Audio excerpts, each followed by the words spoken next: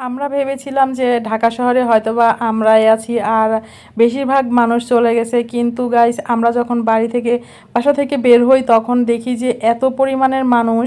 তো আমরা হচ্ছে এই সংসদ ভবনের এখানে এসে মানে একেবারে পা দেওয়ার জায়গা পাচ্ছিলাম না, তো ভাবলাম যে পেছনের দিকে চলে যাই। তো পেছনের দিকে এসেও একই অবস্থা। সো হ্যালো এভরিওয়ান, আসসালামু আলাইকুম, কেমন আছেন সবাই? আশা করি সবাই ভালো আছেন। আর এই যে ঈদের দিনে সংসদ ভবনের সামনের ভিডিওটা আপনাদের সাথে শেয়ার করছি, দেখতেই পাচ্ছেন কতগুলো মানুষ, একেবারে মানুষে মানুষে ভর্তি। এক জায়গায় যে একটু দাঁড়াবো শান্তি মতো একদমই আমার ভালো লাগছে না, কেননা বেশি মানুষ থাকলে একদমই ঘোরা যায় না, কি ছবি তোলা যায় না।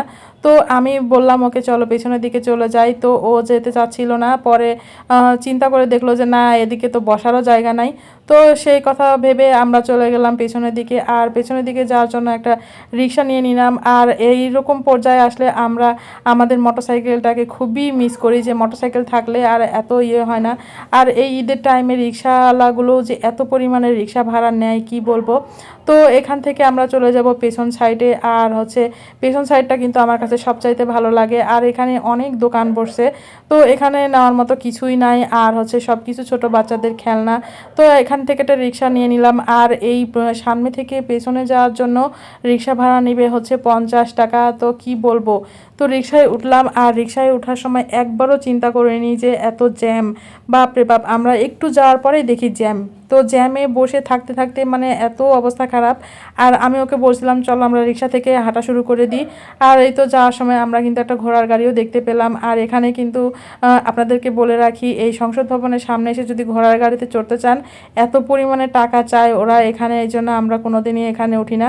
তো এই তো আমরা পিছনের সাইডে চলে আসলাম। পিছনের সাইডে এসে তো আমি পুরাই অবাক, এখানেও এত পরিমাণের লোক গাইস, একটা জায়গায় দাঁড়িয়ে থাকতে পারছি না, বসার জায়গা নাই। তো এখানেও অনেক মানুষ, কিছুক্ষণ ভিডিও করলাম, ছবি টবি তুললাম। তো ওদিকে জিয়া উদ্যানের ওখানে যাব, তো বললাম যে চলো আর একটু হাঁটা শুরু করি। পেছন সাইডে আসলাম, আর পেছন সাইডটা কিন্তু দেখতে অনেক ভালো লাগে, এখানে ছবি বসে থাকতেও ভালো লাগে। এর আগেও আমি অনেক কয়বার আসছি, তো এবার আসলাম, তো মনে করলাম যে পেছন সাইডে গেলে একটু ভালো লাগবে, কিন্তু পেছন সাইডেও অনেক মানুষ, ওই পাশেও যেমন এই পাশেও তেমনই মানুষ, তো কিছু করার নাই। তো এখানে এসে আমি ভাবলাম যে কিছুক্ষণ বসবো, তো বসে থাকার আর কোনো পরিস্থিতি নাই, তো চলে যাব। আর এখানে কিন্তু হাই মিঠাইটা কিন্তু অনেক সুন্দর লাগছে না, ফুলের মতো লাগছে। তো আমি বললাম চলো জিয়া উদ্যানে যাই, আর জিয়া উদ্যানে ওখানে যে একটু বসি। তো এখানে যেটুকু দাঁড়িয়ে থাকার জায়গা আছে ওখানে তো আরও নাই, দেখতেই পাচ্ছেন মানুষ এত পরিমাণের। তো বাড়ি গেল বলে মানুষ, তো এগুলো মানুষ, এত মানুষ ঢাকায় আসলো কেমনে আমি বুঝলাম না।